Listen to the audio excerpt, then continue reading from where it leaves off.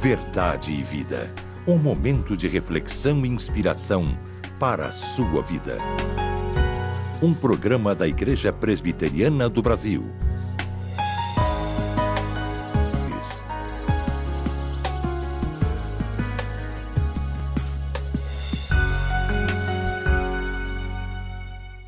Nós estamos começando mais um programa Verdade e Vida, um programa da Igreja Presbiteriana do Brasil, mas um programa para todas as igrejas cristãs da nossa nação, um programa para você, para a sua família. Nossa oração é que desde o programa de hoje nós vamos tratar de um assunto importantíssimo, o cristão.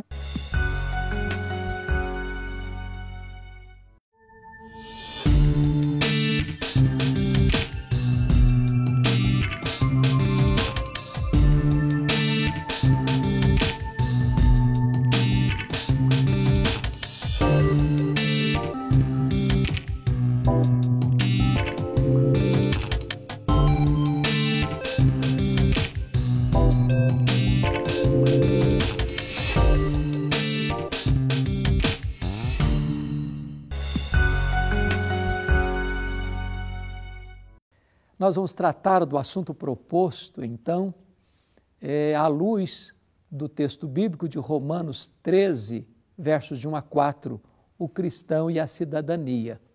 Ouça a leitura desta passagem. Todo homem esteja sujeito às autoridades superiores, porque não há autoridade que não proceda de Deus.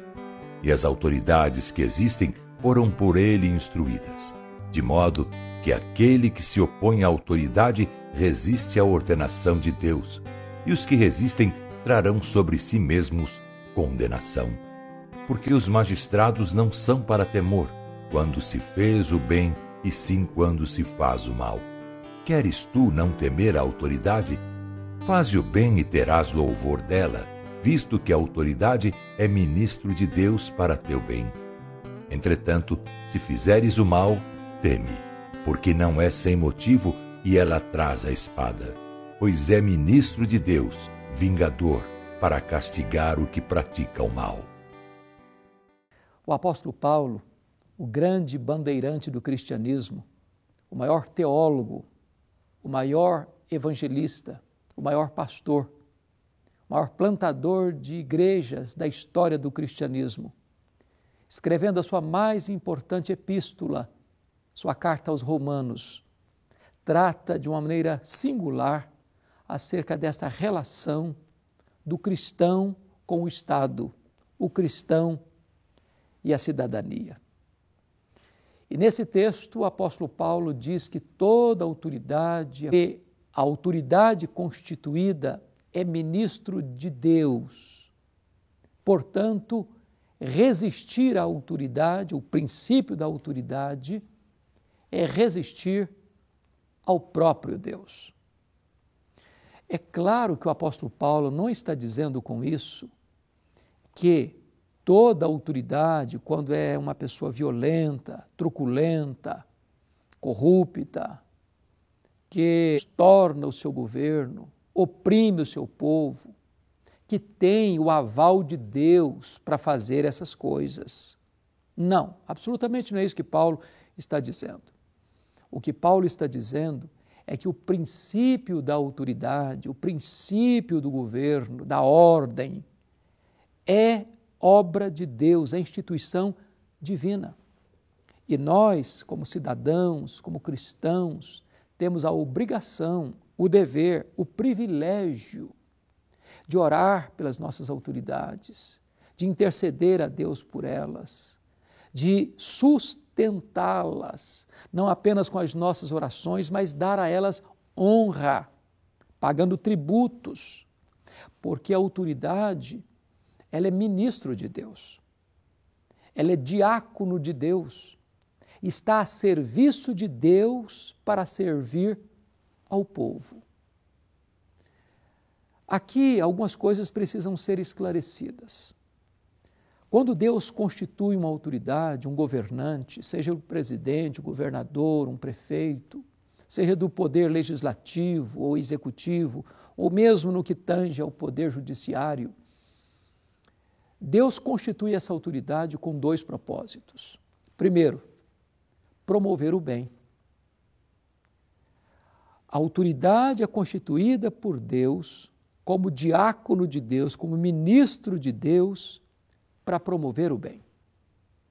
Quando um governante, em vez de promover o bem, promove o mal, em vez de servir ao povo, se serve do povo, em vez de lutar para que o povo receba os benefícios do seu locupletar, esse governante precisa ser exortado, confrontado, porque a mesma igreja que ora, que intercede, que sustenta com as suas orações, é a igreja que deva também exercer voz profética para confrontar aquilo que é governar em nome de Deus, como diácono de Deus, como ministro de Deus, para o bem. A segunda coisa que o governante tem como propósito e objetivo estabelecido por Deus é que ele deve coibir o mal, promover o bem e coibir o mal, de tal forma que, se alguém faz o mal, deve temer ao governante, porque ele governa com esses dois propósitos, a promoção do bem e a condenação do erro. O governante não pode fazer vistas grossas ao erro. Ele não pode aplaudir o erro. Ele não pode acobertar o erro. Ele não pode fazer parte de esquemas de erro. Ele está pronto a praticar o bem e ele está pronto a reprovar e punir o mal. Isso é fundamental nesse processo. Agora, quanto a nós, não é de resistir os governantes no sentido de instituição divina. Nós não podemos exercer uma oposição no sentido de repudiar o preceito e o princípio de governo, porque este princípio e este preceito foi dado pelo próprio Deus. Em outras palavras, Deus não apoia o caos, Deus não apoia a anarquia, Deus não apoia aqueles que assumem o poder, absolutistas no poder, se sentem absolutamente invulneráveis no poder para desobedecer